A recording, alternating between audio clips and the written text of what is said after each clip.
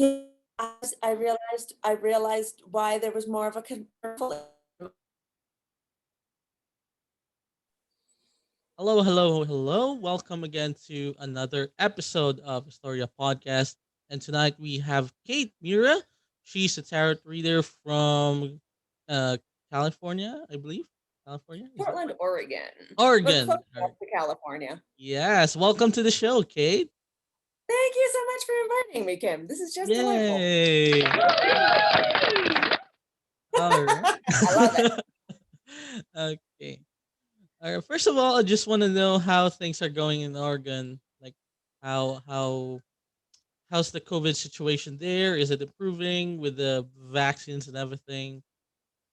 Yeah. So in Oregon, it's it, I'm in the Portland metro area, and our case numbers are on the high side, but they're holding pretty steady.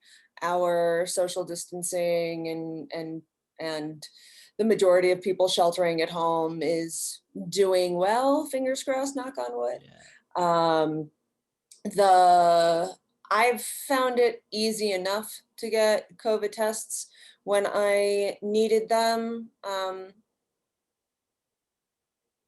And most of the people that I know who have needed to be tested have been able to do that with relative ease. We are way low in terms of vaccine rollouts. One Recently, I heard that out of the 50 states, we're number 36, but that is secondhand information. I did not double check that Yeah. fact. I did not double check that information, so please do not take it as fact.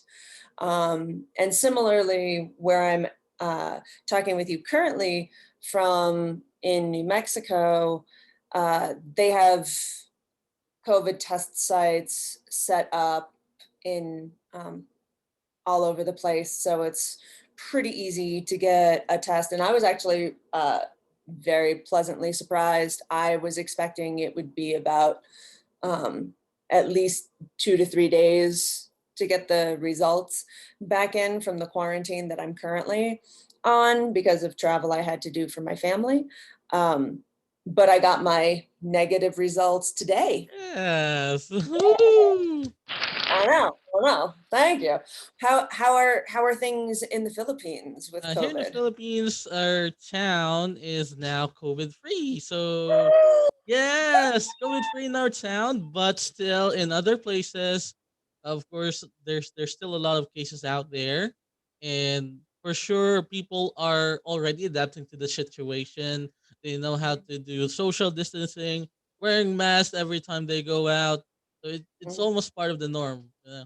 So Yep. I think everyone is following the rules now, and Uh, it's becoming a part of their life.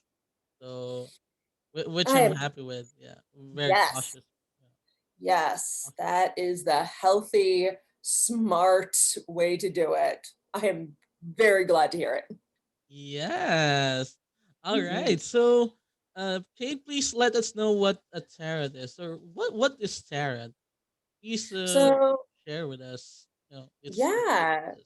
So tarot are a series of cards, traditionally 78, that are in a deck. And anybody who has played uh, played cards like poker or solitaire or anything like that, you're already lightly familiar with part of the structure of tarot. And in fact, modern day playing cards come from tarot cards. While there is uh, a variety of different scholarship that has differing opinions on the exact origins of tarot. For the most part, there's agreement that it's around 1400s Italy, give or take, and it was an aristocratic card game that then over hundreds of years of use and play and exploration became a tool of divination. Some people say fortune telling, although that is not my particular bent with tarot. As you know, having attended a new moon group Yeah. tarot session earlier this week. Um, and so the cards are divided into what is called the major arcana and the minor arcana. And the minor arcana are the ones that seem like playing cards. And there are four different suits. Yeah. And then the major arcana are 22. Gosh, I really hope that I'm going to be remembering all of these numbers Yeah, there's a lot. properly. And numbers are not my forte. Like stories are my forte. I stayed away from math for a reason. um, and the major arcana have their own journey from the Fool through the world, and um, put those two together, and then you have a deck of cards that illuminate what's going on in your life from the moment that they're chosen, and help give some guidance on what's happening next and where you want to go next, and some assistance with decision making processes. Yes, that's amazing. Very well explained. Divided into two major arcana and minor. So as for the minor, we've got it's almost the same. I think it's the same as a deck of cards. So we've got clubs, spades, a diamonds, and the hearts, and all Mm-hmm. the way from ace to the king. So Correct. yeah, it's very similar. And you're It right. That is very similar. And some since Pamela Coleman Smith illustrated the Rider Waite or Rider Waite Smith tarot deck in the early 1900s, every tarot deck since then is really built on her shoulders, whether it's consciously or unconsciously.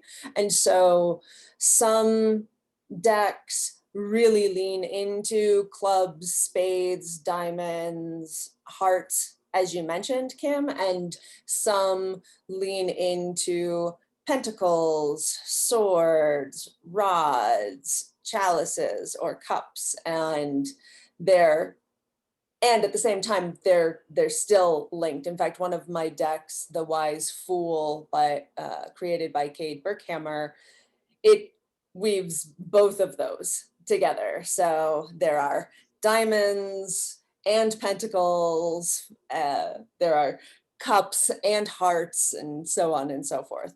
So yes, it's illustrators really make it their own. yes, they're awesome. Given that you know, I think it's really hard to read it. Like each card has its own symbol. Like each card has Mhm, its own meaning. mhm. So it will really take you time just to master that. And I believe you've done that for a very long time. How many years? Over 20. 20. Wow, 2 decades. So imagine how you mastered the art or the thing during doing the tarot. So it's super amazing. Now, yes. Um how did you gain interest in doing tarot? Uh yeah. Like I when you were a kid or yeah. Yeah, I remember when I was 13, I I truly have no idea why I wanted a tarot deck when I was 13, but I really wanted a tarot deck. And so that's what I asked for Christmas that year. And my parents said no. And I was like, why? And there was part of me that was worried that it was because my parents thought that tarot was akin to Satanism, or like any of those negative connotations that some people think of when they think of tarot, which is absolutely wrong. And I was very pleasantly surprised, because what my mom actually said was, she thought that if I was going to receive a deck of tarot cards, that I needed a teacher, because there is just so much in them. And I was like, oh, because I was all ready to be like, they're not satanic. They're not like, they're good. Yes. And uh, yes, I did not have to do any of that. My expectation and assumption was completely wrong in that moment. And so fast forward a few years later, and I finally, uh, through a very lovely and rather long story that might that is probably for another time. I received my first two decks and started studying and reading lots of books and meditating on each of the cards. And then fast forward a few more years into the future. And I had gotten comfortable reading for my friends, just one-on-one with a book right next to me. So I'm reading the book as much as I'm like reading the cards. And one of my circle mates, because at this point by this time, I had left the Roman Catholic Church and started studying Wicca and paganism and the craft. And so one of my circle mates or coven mates said that she got me a job. And I was like, oh, thank you. Doing what? And she was like, reading tarot cards for this convention. And I was Wow. like, yeah. And I was like, that's a horrible idea. I use a book. And she's like, no, you'll be great at it. I'm like, no, I will be horrible at it. But she was very persistent. And so I went to the high priest of our circle, my circle at the time, and was like, Matthew, Pam in her infinite wisdom has gotten me a job reading tarot for this huge convention. Can I do a really intensive study with you for like the next 6 weeks so that I can not fail miserably? Yeah, it really got to you, right? Like in every first time, doing things for the first time, it's really scary. Yeah. No, it's terrifying. And like, even for a lot of seasoned readers, reading at conventions is different. Like, reading tarot for one-on-one is one energy. Reading tarot for a large group is another energy. Reading tarot for a group tarot session, like you were involved in, is another different type of energy. And so it was quite a deep end to be tossed Yeah. into, putting it mildly. And Matthew Allen Wood was an amazing teacher, and so much of what I bring into my practice and what I bring into my readings still, like, to date, is completely on the shoulders of his tutelage. Fantastic. I really love that story. Like, how did you I forgot. survive? Like, how did you survive your first tarot reading for convention? With a lot of breath and a lot of actually leaning into my acting and my theater background, Wow. because I like, this is showtime regardless, and I am going to be like, I dressed I dressed the part. I like, I had all of my cloths and candles and crystals and things so that I would feel the part, and had my had my storytelling skills and my improv skills, as well as my tarot knowledge and my powers of observation skills, and was like, here we go. And honestly, the hardest part for me, especially because I was such a green reader at the time, was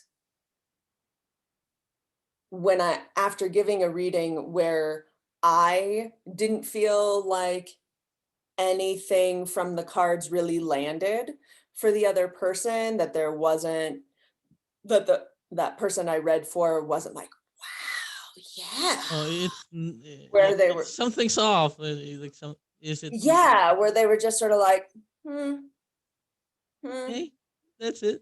okay, okay, and then went on their way. Like having those readings not completely bottom out my self-confidence and my uh, ability to clear things off and be like, all right, well, we'll go again. Like that was because,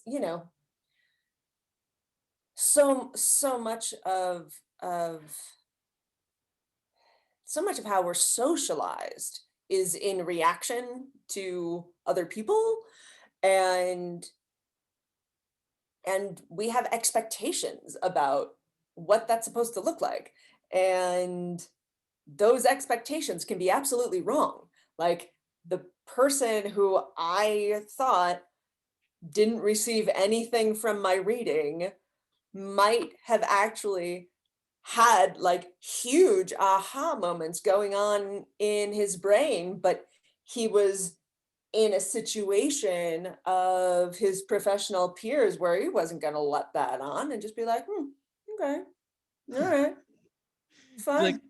uh, Like, there's no real way, like, I am not a psychic in that sort of sense. Like, I don't know what's actually going on in anybody's brain.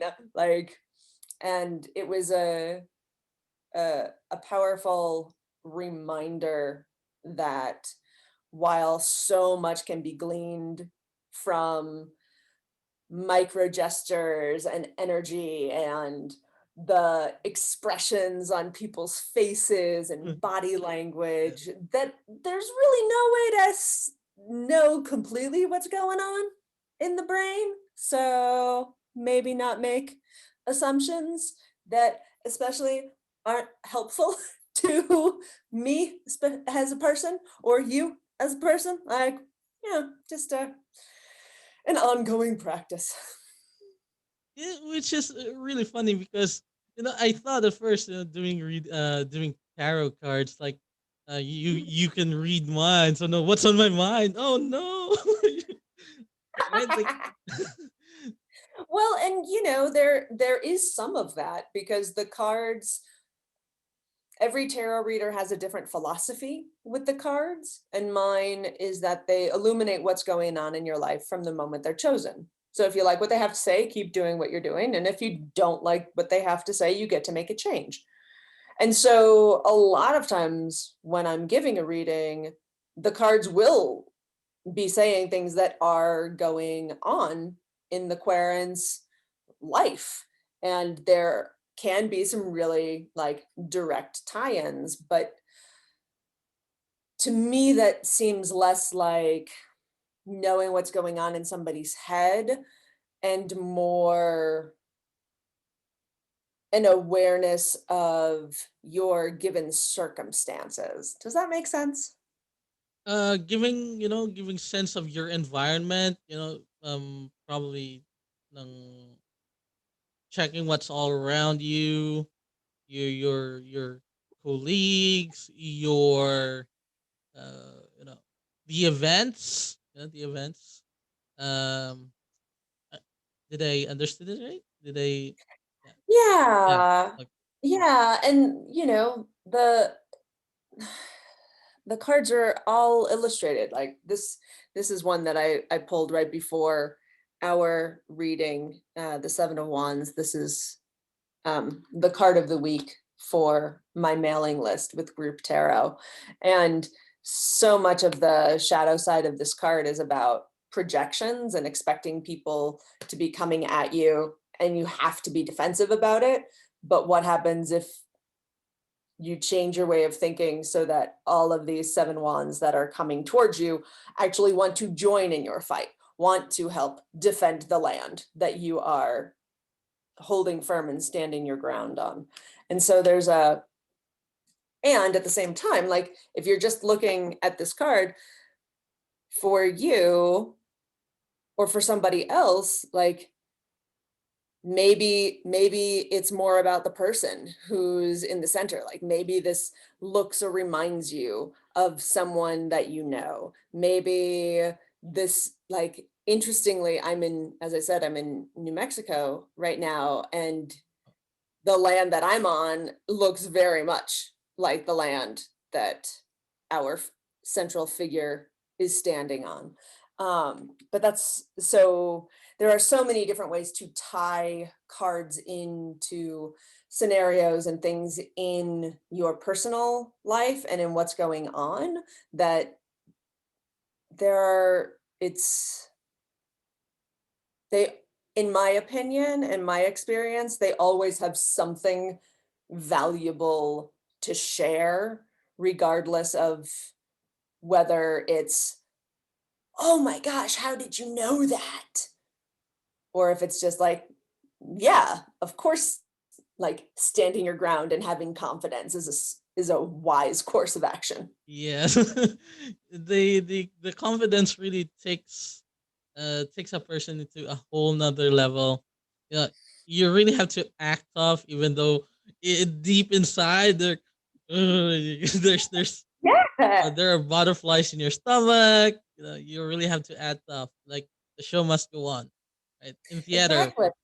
yeah, exactly. Yeah, and it's not about denying those butterflies. It's just figuring out exactly what you said. The show goes on regardless of those butterflies. So let's figure out how to do that, shall we? Amazing. Now, Kate, you mentioned about doing tarot for one on one, also doing on groups, and also doing on conventions. Right? Mhm. So how is it different? Like, how is it different doing it online versus doing it in person? Were there any difference in reading? Mhm. Did you have any difficulties doing so? There are definite differences from a practical perspective. There's the chance, and has most definitely happened, of technology failing, of Zoom Uh, cutting out, and in the middle of somebody asking a question, and me being like, yeah, it I am becomes going to robotic remember what they were sometimes. saying, and when it comes back, we'll pick it back up again. So yeah, like that is definitely different. Um, I miss, like, it's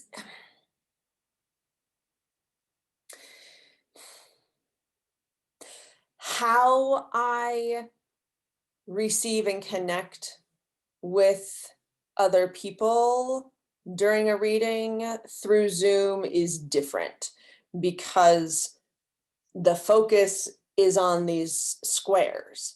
And so for me as a reader, and just as a person in the world, I utilize my periphery vision and my, like, kinesthetic awareness a lot.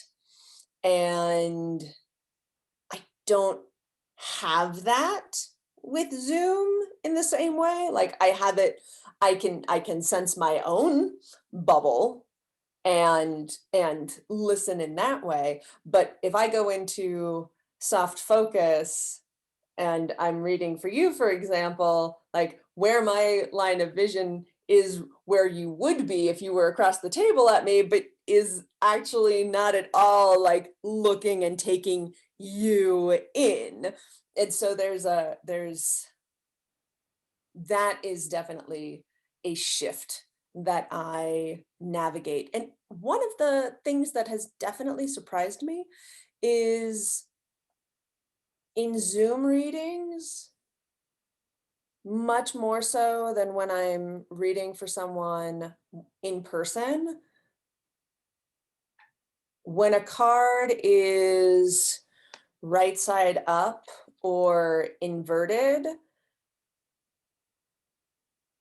in Zoom, like for me with Zoom, those energies are much more fluid. So I find myself talking about all aspects of all of the cards, depending on the question from the querent and how the cards work with with each other in the spread.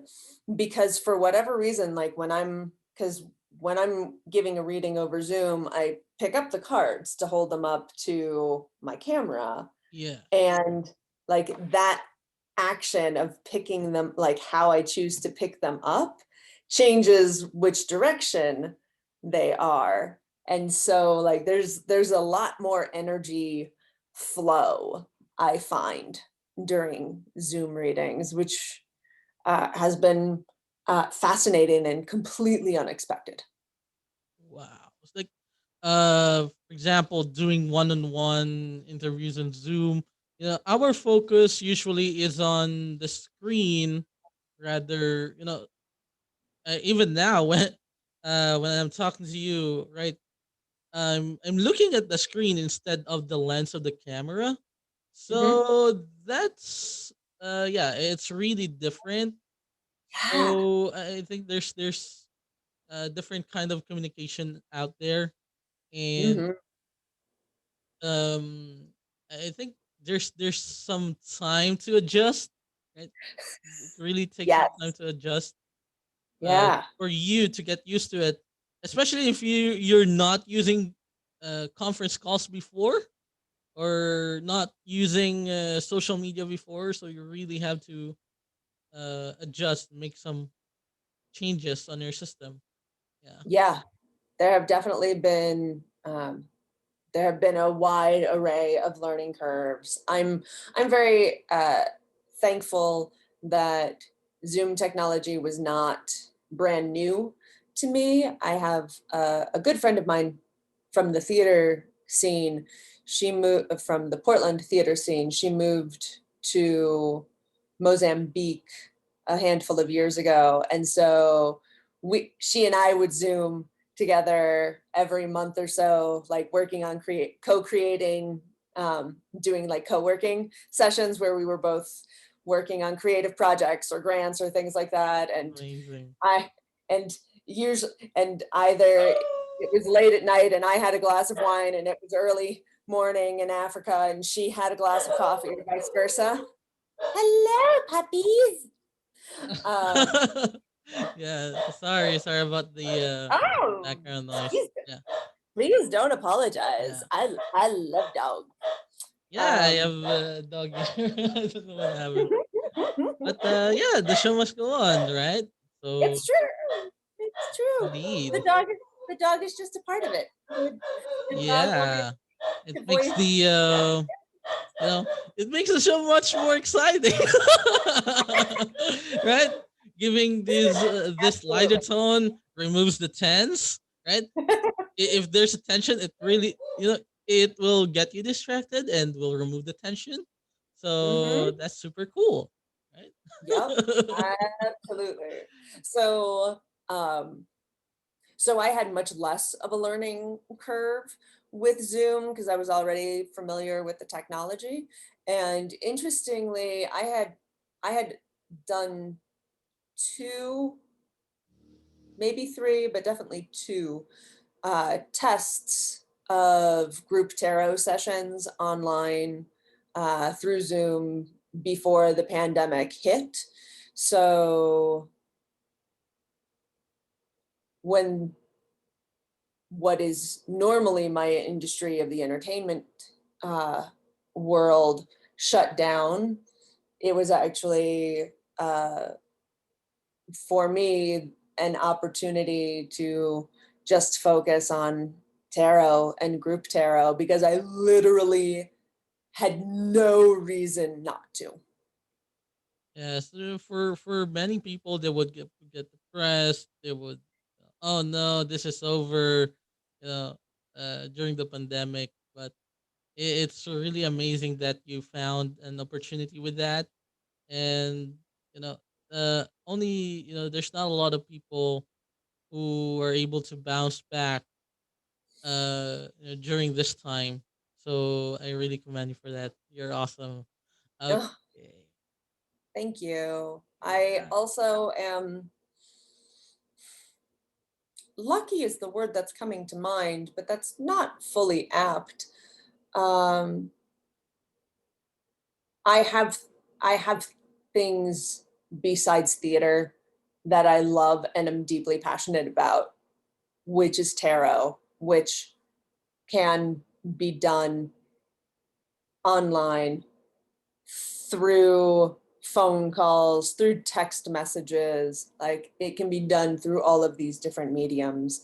And so I'm really actually very grateful that I have a diversity in my passions, because the friends of mine who have hands down been hit hardest in the pandemic are those whose jobs in the entertainment industry were truly their like one deep abiding passion, and they're like, I don't like I what am I if I am not mixing rock concerts? Like, that is who I am and that is what I do. Like, I'm not interested in anything else. I don't want to do anything else. I want to learn all of the things about all of the different sound consoles from all of the different makers, so Wow. that in every single venue that I go to, my band can sound amazing. And like, I know those people and they are friends of mine, and they're hit so hard Yeah. right now. And things are looking up in the States. Fingers crossed, knock on wood. So, Yes. I think the situation is now recovering, given that we have vaccines and everything. So yep. yeah. Speaking of technology, how has social media helped you with your, getting clients through tarot, or uh, just like just like us? Like, Yeah, yeah, absolutely. we were able to meet on LinkedIn, right? It's true. We would not have met without LinkedIn and technology. Um, and LinkedIn has actually been really fantastic. I had a LinkedIn profile focusing on my acting work for years, and I did not get any like additional acting or design work through LinkedIn. I got a lot of work through Facebook and through email. I have two websites, katemura.com for my theatrical side of things, and grouptarot.com for tarot sides of things. And so my website has always been an excellent source of connection and plugging me into projects and things like that. I have Instagram profiles that I definitely feel are helpful in terms of letting people know who I am. You can follow me at Theatrical Kate or Group Tarot on Instagram.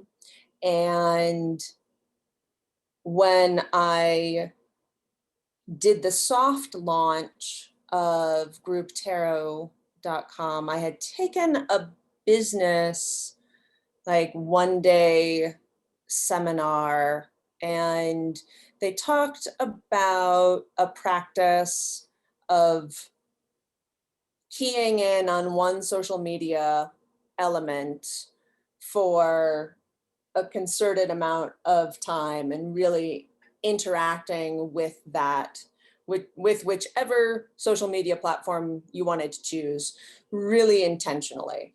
And because I really see group tarot as being an excellent tool for alternative team building and alternative happy hours, and as a way to help grow and deepen corporate and business culture. I was like, I'll try LinkedIn. I have a profile Yes, there. I would need to shift it over anyway, like at, somewhat. So let's do that. And I kid you not, like I have met so many amazing people. I have met you, I have made other connections, I have received clients, I have received referrals, I have uh I, I wish I had checked the numbers before our conversation, but like the amount of connections that I have that's a lot. Right? has easily doubled. And I'm like, okay, LinkedIn. I'm staying here. Like I keep things fresh enough on Instagram and on Facebook to a much lesser extent. Um, but yeah, you can definitely find a lot of me on LinkedIn. Yes. Yeah, LinkedIn has been very amazing for me too. Like I was How able to so? meet you. I was able to meet a lot of connections. I actually started doing LinkedIn during the pandemic. I started Mhm, doing Twitter, Facebook page, Instagram. I even tried TikTok. Yeah, although mhm. I don't, although I don't anymore. Yeah, but doing these whole process of just getting yourself out there. Yeah, It was really fun, and there's a lot of opportunity in it.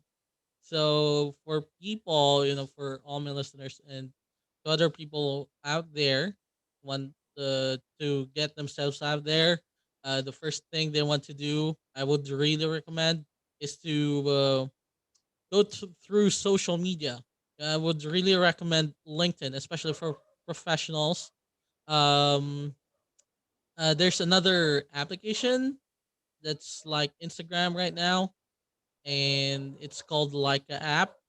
It hmm, can let you earn money while posting, so that's super amazing. That's one thing I'm trying out now. hmm, So yeah, I think you can also try that sometime. yeah. Yeah. Okay. Now, a lot of people have these perceptions regarding tarot.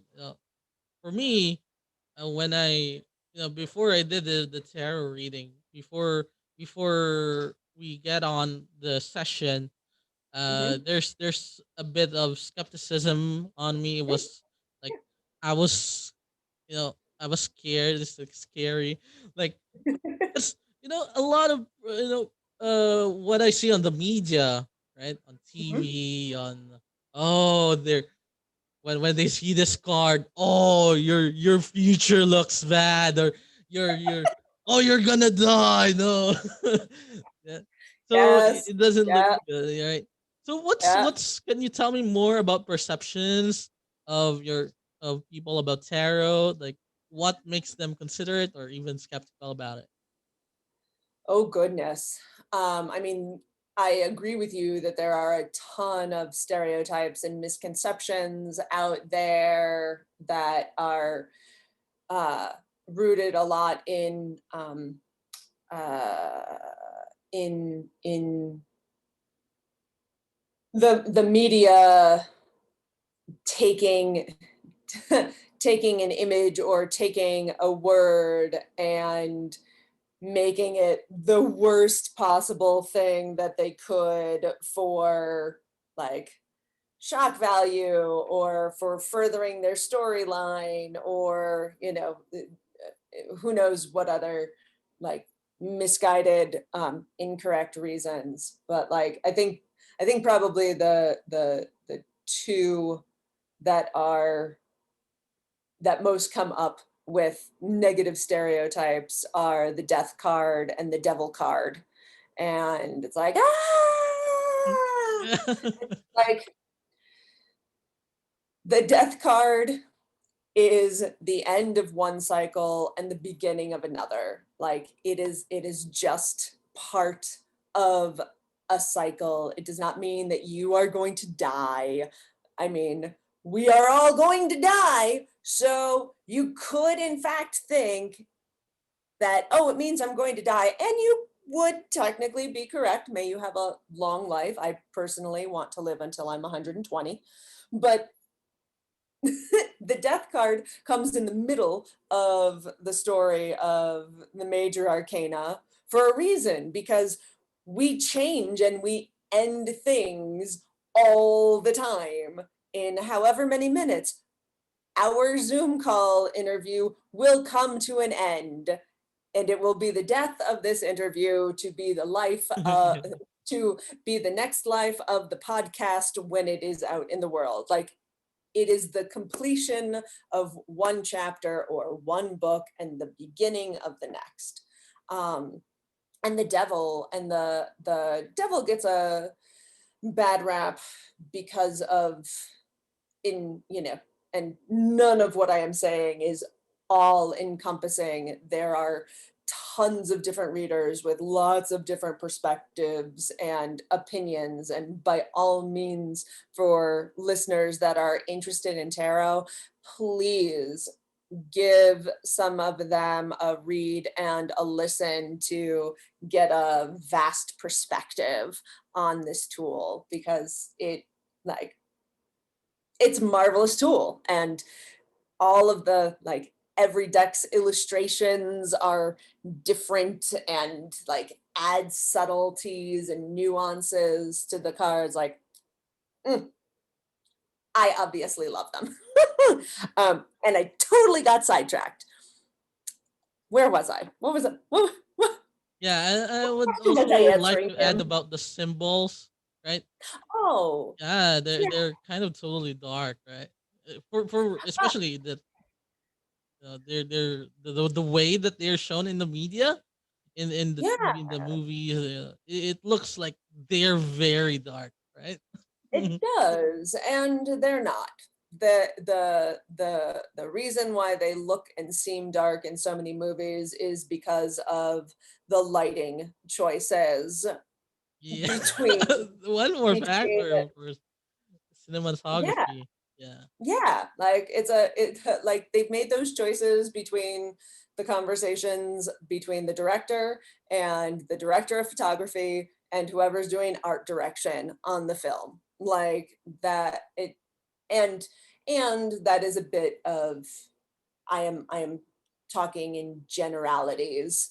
I am sure that there are depictions of tarot in the media that are more centered and aligned with the cards, and I do not have a wide breadth of knowledge on all of the different ways tarot has been shown in the media. That is not one of my particular expertises. So, but it plays a lot on it plays on people's fears, and on one hand, that's understandable, but on the other hand, there is so much more than fear, and every image has multiple layers. And so, if someone sees the devil and is terrified of Satanism, that is legitimate if that person is terrified of Satanism. But there's also so many other questions. What are you chained to? What are you stuck? What patterns are you stuck in that you're not allowing yourself to leave because you are feeling disempowered or feeling like you're told to be there or that you have to be there? What are the devils on your shoulder telling you all of the things that you're doing wrong and why you're bad or why you're horrible or why you deserve to be in whatever situation you're in? And why are they drowning out the angel on your other shoulder that's telling you you're awesome, you can leave this horrible relationship, you can do better than this, you don't need this bad habit anymore, you can make a change. Like, there are so many more layers to it, and that's just the tip of an iceberg. Yes, like when we did uh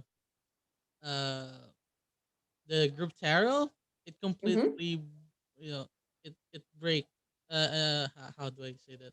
It broke my perception, yeah, about, Mm-hmm. yeah, it all of a sudden it became more positive, and it was, you know, oh, it's more amazing. It's actually, it's better than I thought. It's not that really bad at all, right? So, Yeah, yeah, it's not actually really scary. And, one of the things that I tell everybody who comes to me for a reading is that the cards illuminate what's going on in your life from the moment that they're chosen. And so, if you like what they have to say, great, keep doing it. But if you don't like what they have to say, you get to make a change. It's not that that future is set in stone. That is not my gift. It is when those two future cards come up, if we look at them and you're like, "Oh my gosh, that's great. Fantastic. Keep doing what you're doing." And if you look at those two future cards and go, "Oh, I don't know how I don't know how I feel about that." Then a conversation gets to happen about, well, why do you feel that way? And great. You obviously don't necessarily think that you want that outcome. Now that that is off the table, what do you want? And so sometimes having a reflection back at us of what we don't actually want, especially if we hadn't figured out that we don't actually right. want that. Like, if a lot of people come to me for tarot readings when they have a lot of different options or a lot of different choices on the table, and they're not quite sure where to go, what to do, which one to focus on. A lot of that is the headspace of a lot of my clients. And sometimes they don't even realize that there of all of the options that they had in front of them, that there was one that they were like, "Ah, yeah, no, I don't actually really need that one." And if that one comes up as part of the future and there's that moment of like, "Oh, but that's not the one I wanted," then there's that gift of like, "Oh, that's not the one I wanted. Okay, great. We can get rid of that. Okay, so that's one down. Okay." Six more to comb through. Like, there are so many different there's just so many different ways to perceive the work. And every reader is different and every deck is different. And so, in the same way, not the same, but in a similar way that it's important to find a therapist that you jive with, it's important to find a tarot reader that you jive with. Although tarot and therapy are not the same things, I am not a therapist at all, although I do know people who use tarot as part of their um, Therapy.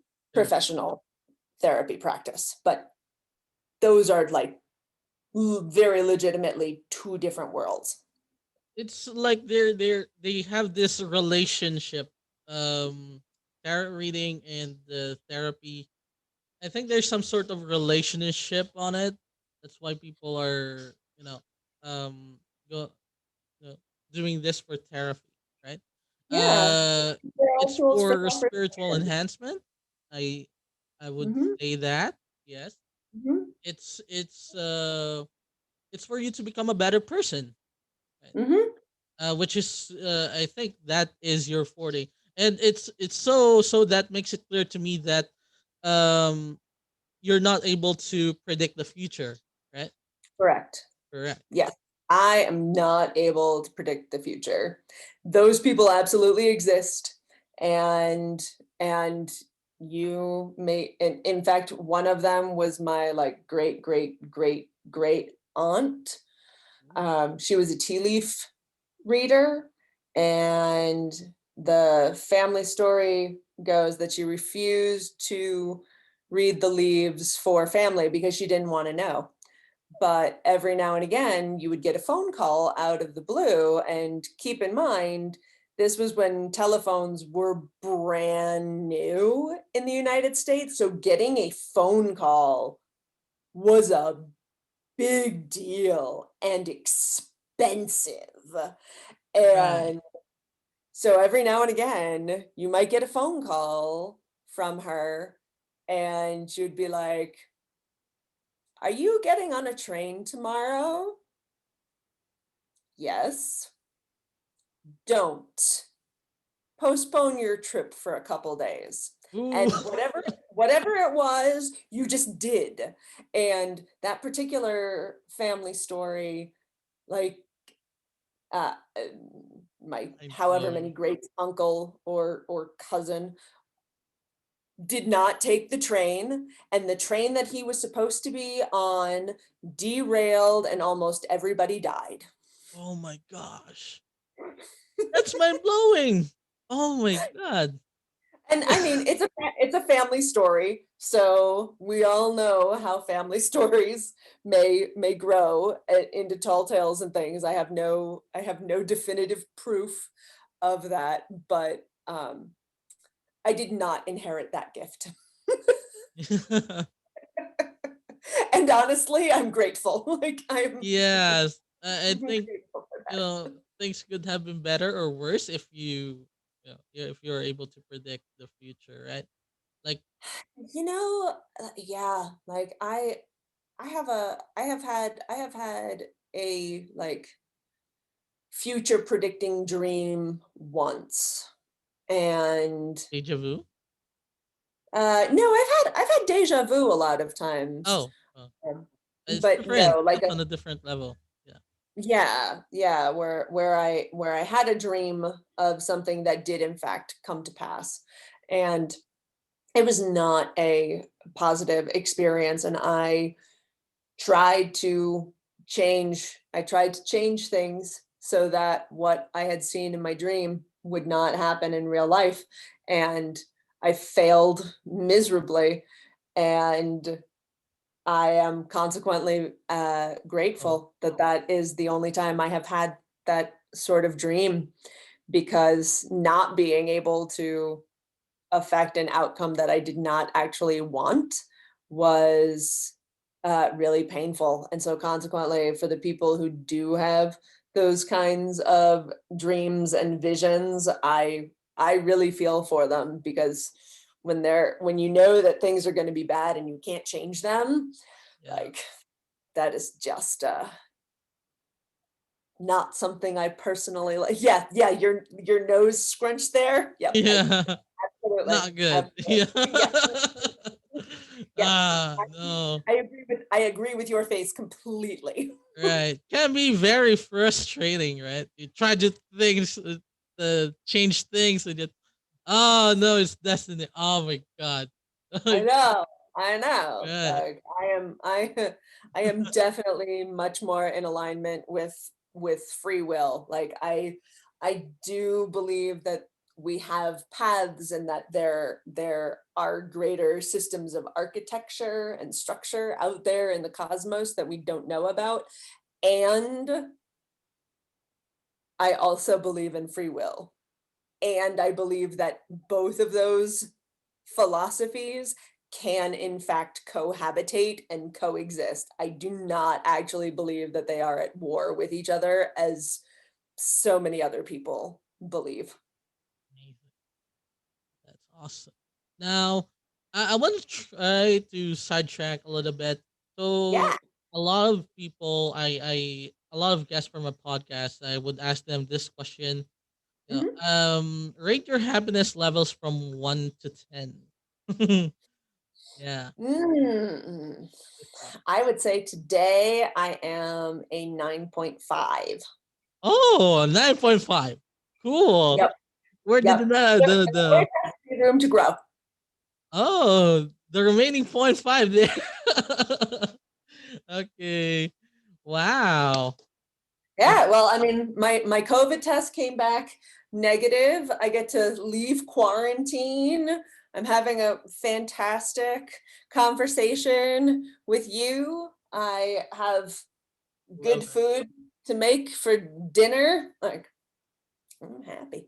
Yeah, the gratitude of having these simple things, being healthy, having a food Mhm. to eat, um, uh, having a roof over your head. So those are just simple things, but if you're very grateful, it would make a lot of difference. So amazing, awesome, And there are a lot of yes. people that, Now, um, what's your message to people who want to try doing tarot reading or might want to consider it? Do you have any pieces of advice, or even trying doing the reading itself, like try to learn um the art of doing tarot? Do you have any yeah. pieces of advice? Um, hmm. So, for anybody who is interested in learning more about tarot, I absolutely support you. They are marvelous, and it is there's always so much there's so much to learn. There are always new decks coming out, which for seasoned readers means additional layers of knowledge and depth for cards, which I personally love. And for listeners who are new, it means that you have so many decks to choose from, which can be a blessing and a curse depending on what type of person you are. And so, in terms of starting on your journey, there you may get a deck because it's a deck that calls to you. You love the artist, you love the imagery. You may get a deck because it's gifted to you from someone who hears that you want to study tarot and they tried it for a bit, but it didn't really jive with them. So they have this deck that they didn't know what to do with, and they're like, here, maybe it's for you. You may want to create your own tarot deck. You may, and all of those are completely and utterly valid. And there is no one right way to get a deck. There is no one right way to study. And part of what I love about tarot is that you can really study it through your own curiosity. Um, One of the decks that is most easily accessible, in part because it is the deck that you have likely been exposed to uh, in the media, is the Universal Waite-Smith deck, or the Rider-Waite deck, illustrated by Pamela Coleman Smith, or Pixie as she was known. And when I was first learning tarot to share with others in the job that I was talking about earlier, I went out and I purchased the Universal Weight deck, the Universal Weight Smith, as many of us call it now, so that the illustrator, Pamela Coleman Smith, gets the recognition that she is due. Um, I went out and bought it very intentionally with that purpose. And there are tons of different books. All of the, pretty much any deck that you buy will come with a little booklet that gives brief little synopses of each of the cards. And then from there, there are so many. I recommend Mary K. Greer's books are excellent. I also recommend Queering the Tarot, which is a fantastic book. Um, when I was studying with Matthew, he had a text that he gave me as well. And I've been trying to remember what it was, because it was literally like photocopies, like it was photocopies of a book. And it was a book on tarot that a friend of his had written. And I have not been able to remember it, much to my chagrin. And I don't know what happened to my copy of it. It's somewhere, because I know I would not have like thrown it out, but I could have loaned it to somebody and just not gotten it back at some point. Regardless, get a deck and start studying. And studying can just be looking at one card a day and just seeing what you see in the cards. It can really be that simple to begin. Trying to interpret what's on the card. Like, if you have no card, what can a person do? Like, can he or she go to the internet and try Mhm. to? Uh, I think there's a lot of resources anyway, especially now that we have internet. We are in the internet era, right? So I'm sure So a lot true. of people can figure that out. Yeah. Yes. So, so many resources can be found on the internet.